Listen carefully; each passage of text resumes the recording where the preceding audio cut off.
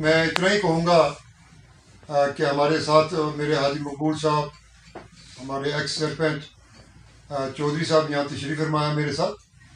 ये पिछले दिनों से यूनिवर्सिटी के अंदर जो साजिश चली, जिस साजिश का शिकार वहाँ के टीचर एसोसिएशन के सदर हुए, उनको आज से 2 महीने पहले एक एनओसी दी गई, जिसमें उन्हें क्लियर चिट जो दी गई यूनिवर्सिटी के अंदर एक अच्छे काम की वजह से, एक अच्छी तालीम की वजह से, एक अच्छे टीचर की वजह से, एक अच्छे उस्ताद होने की वजह से। और बाबा गुलाम शहबाज शाह यूनिवर्सिटी ये खिता पीर पंचाल की एक पहचान है। खिता पीर पंचाल की ही नहीं बल्कि पूरे रियासत जम्मू कश्मीर की एक पहचान है, जिसमें उस वक़्त जहानी मुफ्ती सईद साहब ने बड़ा अहम रोल अदा किया इस यूनिवर्सिटी को कायम करने में। और उनका साथ उस वक़्त के वाइस चांसलर जनाब चौधरी मसूद साहब ने दिया। और ये यूनिवर्सिटी जो थी, जिसमें हज़ारों किस्म के शोबे वहाँ पे हैं, हज़ारों किस्म के बच्चे वहाँ पे हैं, जिन्होंने हर शोबे के अंदर बड़ी कारकर्दगी के साथ, बड़े तरक्की के साथ अपना जो फैकल्टी थी उनके अंदर तालीम हासिल की। लेकिन पिछले बहुत दिनों से या बहुत सालों से यूनिवर्सिटी जो थी ये एक सियासत का शिकार हुई, जिसमें करप्शन का बड़ा दौर दौरा चला। और आप लोगों की वसातत से मैं ये कह सकता हूँ कि उस ज़माने में उस वक़्त के रजिस्ट्रार और इस वक्त के कुछ वो लोग जिन्होंने करप्शन वहाँ पे की, बच्चों के स्कॉलरशिप का एहसाल किया, बच्चों की फ़ीस का एहसाल किया और यूनिवर्सिटी को बदनाम करने की कोशिश की गई। तो मैं एलजी सरकार से बलखसूस आपके माध्यम से गुजारिश करता हूँ कि जो वहाँ के प्रेसिडेंट, टीचर एसोसिएशन के प्रेसिडेंट के खिलाफ जो कार्रवाई की गई है उसको फिलफौर वापस लिया जाए, ताकि वहाँ यूनिवर्सिटी जो है वो स्मूथ तरीके से फंक्शन करे, ताकि हमारे बच्चों की पढ़ाई जो है वो किसी किस्म की उनमें कोई रुकावट ना पैदा हो। मैं ये नहीं समझता हूँ कि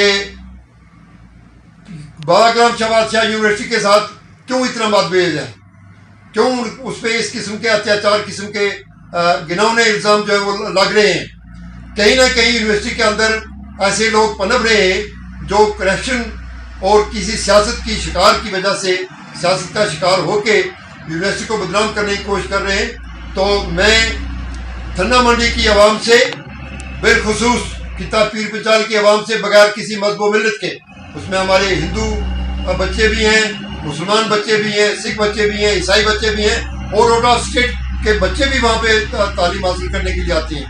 हम कंडेम करते हैं इस बात को और एलजी सरकार से गुजारिश करते हैं कि फिलफौर जो उन्होंने वहाँ के टीचर एसोसिएशन का बगैर किसी इन्वेस्टिगेशन के, बगैर तहकीक के जिस शख्स को 2 महीने एनओसी दी जाती है उसको सस्पेंड किया जाता है, उन्हें रीइंस्टेट किया जाए ताकि यूनिवर्सिटी जो है वो स्मूथ तरीके से चल पाए। और इस लेके एक आवाज़ जो उठाई है उनकी सताइश करता हूँ, उनको अप्रिशिएट करता हूँ।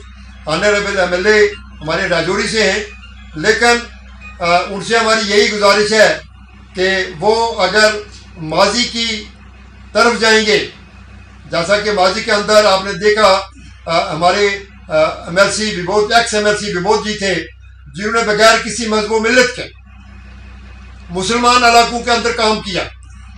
थन्ना मंडी में एक बहुत बड़ा ट्रांसफार्मर लगाया जिसकी कीमत, जिसकी लागत जो थी 13 लाख रुपए के लागत थी। और उसके साथ गर्ल्स स्कूल, मिडिल स्कूल की दीवारें बनाई, बुकला के यहाँ चैम्बर बनाए, बफलियाज में जाके स्कूलों की खस्ता हालत थी, वहाँ पे जाके उन्होंने अपने सिटी फंड से पैसे दिए। और इस वक्त अगर पिछले कामों को देखा जाएगा तो मैं ये समझता हूँ कि वो काम जो थे एमएलसी विबोध गुप्ता ने, जबकि उस वक्त हमारे एक ऑनरेबल एमएलए थे यहाँ पे, उन्होंने टाउन के अंदर वैसे काम नहीं किए, थन्ना मंडी के अंदर, राजौरी के अंदर काम नहीं किए, पुंछ के अंदर काम नहीं किए, जितना एक एक्स एमएलसी विबोध गुप्ता जी ने वहाँ पे काम किए। और उन पे मैं राजौरी एमएलए साहब से ये गुजारिश करता हूँ कि वो इस किस्म के इल्ज़ाम, इस किस्म के जो बयानात उनके बारे में दे रहे हैं, ये हुआ आसमान पे थूकना। और जब अगर इंसान आसमान पे थूके तो थूक उसके ऊपर ही आके पड़ती है। इफ्तिखार साहब, आप एक कांग्रेस के बहुत बड़े नेता हैं, राजीव गांधी साहब के साथ बैठने वाले नेता हैं। आपके अल्फाज आपकी सोच इतनी मेयारी होनी चाहिए कि आप राजौरी को डेवलपमेंट की तरफ ले जाएं। आप अच्छे काम करें, आपकी सताइश होगी। आप हमारे भाई हैं, हम आपको हर काम पे जहाँ पे आपको हमारी जरूरत पड़ेगी हम देने के लिए तैयार हैं। मीडिया कर्मचारी हजरात, बात तो बड़ी इम्पॉर्टेंट आपने छेड़ दी है। आज आप देख रहे हो कि इस वक्त पूरा जो दो हमारे डिस्ट्रिक्ट हैं, डिस्ट्रिक्ट राजौरी और पुंछ, दोनों जल रहे हैं। जल इस वजह से रहे हैं कि बड़ी देर के बाद हमारे यहाँ यूनिवर्सिटी आई थी और इस यूनिवर्सिटी को चार चांद लगाने में बड़ा इम्पॉर्टेंट किरदार अदा किया था। और आज इस रमज़ान के महीने में चौधरी साहब की रूह जो कब्र है वो भी तड़प रही होगी कि किन हाथों से मैंने इस यूनिवर्सिटी को सजाया था, संवारा था। आज इसके परवान चढ़ने के दिन थे, लेकिन आज परवान चढ़ने के बजाय आज इस यूनिवर्सिटी के अंदर इतनी बड़ी एजिटेशन हो रही है। मुझे तो ये साफ साफ लग रहा है कि ये एक साजिश का शिकार हो चुकी है यूनिवर्सिटी। वो लोग जिन्होंने वहां पर करोड़ों रुपए का घोटाला किया है, उनको सरकार क्यों नहीं नंगी करती है। मैं मानता हूं कि इस वक्त हमारे गवर्नर साहब बहुत ताकतवर हैं, जो इस यूनिवर्सिटी के संचालक भी हैं। मेरा उनसे ये निवेदन है कि जिस तरीके से आप बाकी मामलात में तुरंत एक्शन करते हो, जैसे हमारे ऑनरेबल योगी जी का बुलडोजर जब वो 1 सेकंड में घूम जाता है, लेकिन मुझे अफसोस से कहना पड़ता है कि एलजी साहब की नींद अभी बेदार नहीं हुई है। वो जरा नींद से जागें और इस यूनिवर्सिटी जो ये राजौरी के अंदर है इस तरफ वो पूरा ध्यान दें, ताकि देखें जो कल्प्रिट लोग हैं उनको सजा मिलनी चाहिए। ये एक आदमी जो परवेज अब्दुल्ला जी है, मैं तो समझता हूं या पता नहीं अब्दुल्ला शब्द लगने की वजह से इन पर नाराजगी है, तभी इन पर ये गार इतनी बड़ा जो जुर्म इनके आयद हो रहा है। हालांकि मैंने सुना है अक्सर जितने भी हमारे बच्चे लोग वहां पढ़ते हैं वो कहते हैं कि एक डिसिप्लिन उस्ताद है वहां पर वो, और जो डिसिप्लिन वाला उस्ताद हो उसकी सपोर्ट करनी चाहिए, ना कि इसको गिराना चाहिए। जैसे कि मेरे कायद जनाब गनी शाल साहब ने फरमाया कि उनको 2 महीने पहले अवार्ड भी मिला और बड़ी अच्छी तारीफ उनकी हुई, और आज कौन सी इतनी बड़ी साजिश आ गई कि जिस साजिश के तहत आज उनको सस्पेंड किया गया। मैं एक चेतावनी आपको देना चाहता हूं, अगर तुरंत मान्यवर जनाब एलजी साहब ने इस मामले में हस्तक्षेप नहीं किया तो शायद वो दिन दूर नहीं है कि लोग ईद मनाने के बजाय कहीं सड़कों पर जनता उतरना आए इस विरोध में। और मैं गवर्नर साहब से भी ये गुजारिश करूंगा, क्या जरूरत थी शाहबाज साहब को उठा के ट्रांसफर करने की। एक अच्छा बड़ा रजिस्ट्रार जब चला रहा है, अभी उन्होंने डीसी साहब जनाब शर्मा साहब को दिया। शर्मा साहब डीसी की कुर्सी संभालेंगे या कि वो यूनिवर्सिटी की कुर्सी संभालेंगे। आजकल वैसे भी डिप्टी कमिश्नर के सर पे बहुत बोझ है ऑलरेडी, तो इतना बोझ वो कहां उठा सकते हैं।